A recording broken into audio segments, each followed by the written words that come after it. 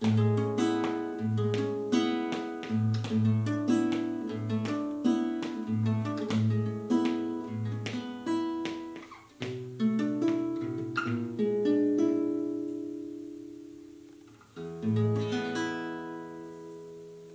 guys, I'm Jeff Edwins, and welcome to Getting Started Part 2.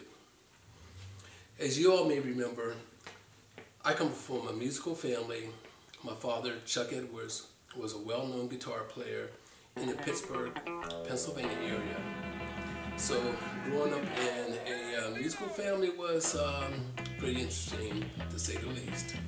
There was always a lot of musicians around, a lot of instruments around, and so I had a great fondness for music, a great fondness for instruments. And believe it or not, one of the first instruments I was interested in was, besides the guitar, was the drums. And I remember as a kid in about 4th grade at First Ward in my hometown of Canonsburg, I remember taking some drum lessons.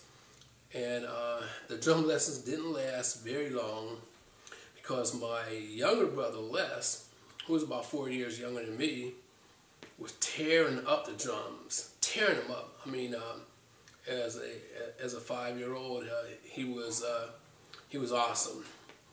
So I kind of figured right away that drums, there wasn't a future for me in drums. So I went to the guitar, and my father used to have guitars laying around, a lot of Gibson Les Pauls and things, and I would play those. But I eventually got to the point where I wanted to have my own guitar.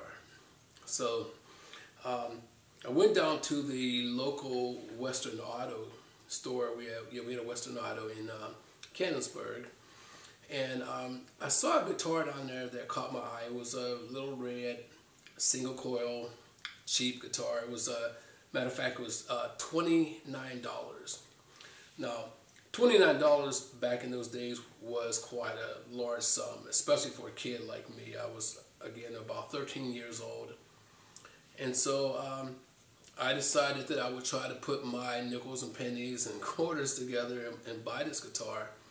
I was at the time doing things like delivering newspapers. You know, I used to deliver the Pittsburgh Post-Gazette, the Daily Notes, Washington Observer, the Pittsburgh Press.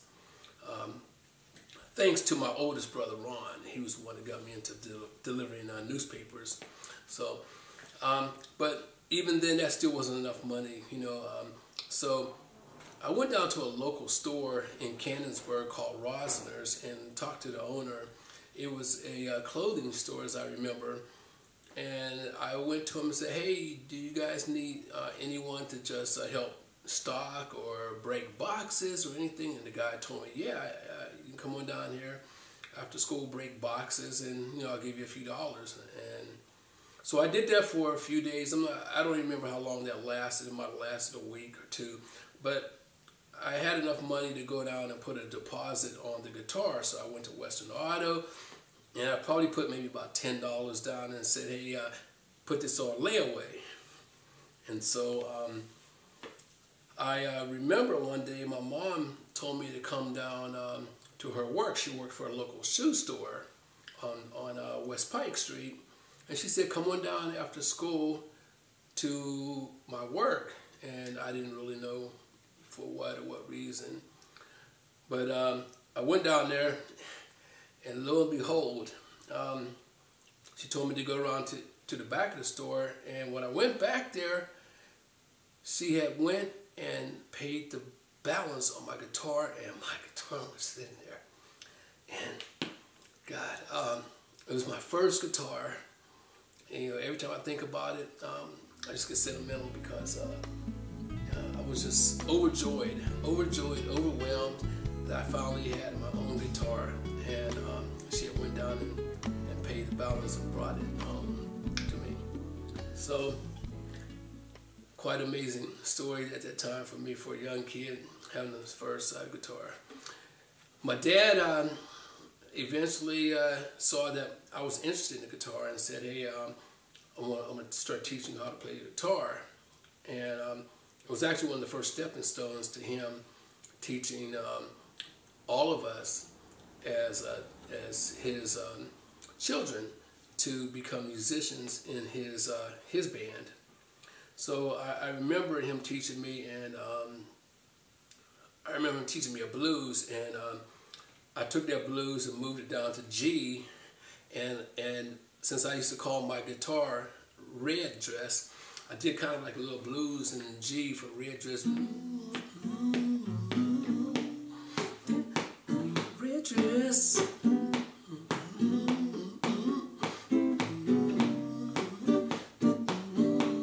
Yeah, so my brothers and I used to always play that little G blues and talk about my guitar Red Dress. It's pretty cool. But my father, not only that, he started teaching me a lot of chords. My father used to play all kind of genres of music, everything from blues, jazz, pop, R&B. There was no hip hop back then, but he used to play all the standards. It was one of his favorites. And so one of the first styles of music we started learning, besides the blues, was standards. And I mean, we would do everything from wave to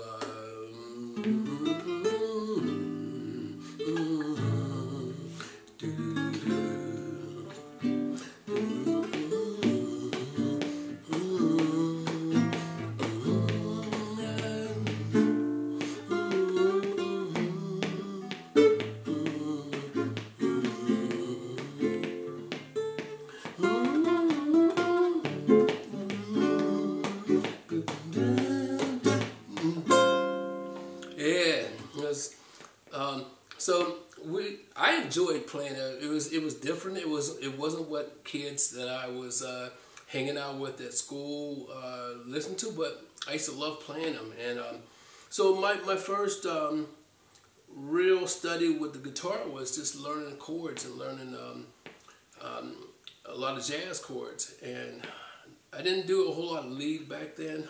Matter of fact, people used to say, hey, you play guitar, what do you play? And I'd say, well, I play guitar. And they would say, well, do you play lead, or do you play rhythm, or do you play bass? And I thought there was really only two kind of guitars. One, there was a guitar, electric guitar that had 6 strings on there, and then there was a bass guitar with 4 strings. So when they'd say, do you play lead or rhythm, I'd say, yeah, I play guitar. So really, I think back then I played a lot more rhythm than lead. And so backing up my dad became real easy because he did a lot of the lead, and I did a lot of chording.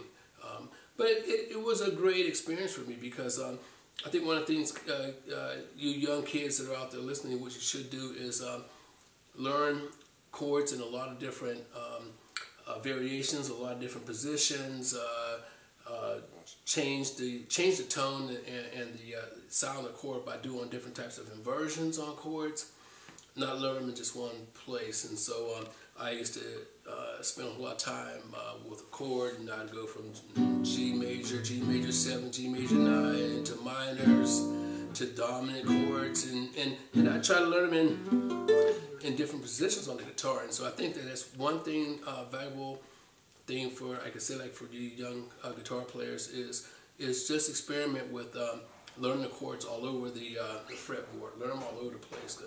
It just adds a whole lot of richness when you can take a chord and play them in different positions on the guitar. The tone and the quality changes, and just does a whole lot to make your songs much more beautiful.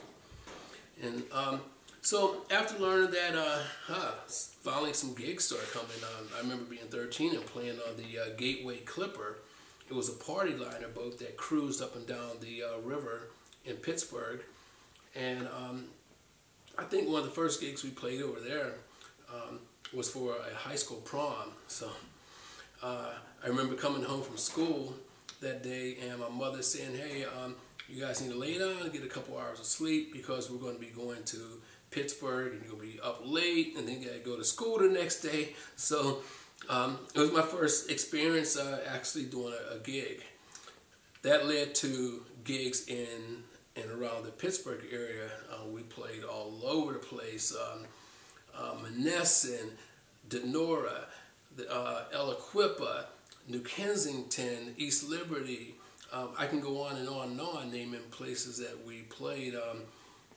Again, I was a youngster, so I'm playing in bars, and where you had to be 21 to get in. And I remember that we would go up and play a set, and immediately after our set ended, when it was over, my mother would grab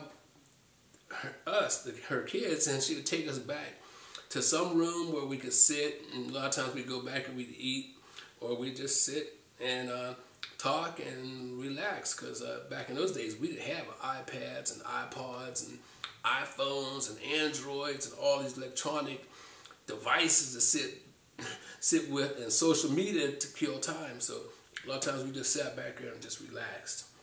And that was kind of how my first experience playing, and it was quite an amazing experience for a young kid to be playing in clubs and bars and things like that nature, and a wonderful way to get started in the music industry.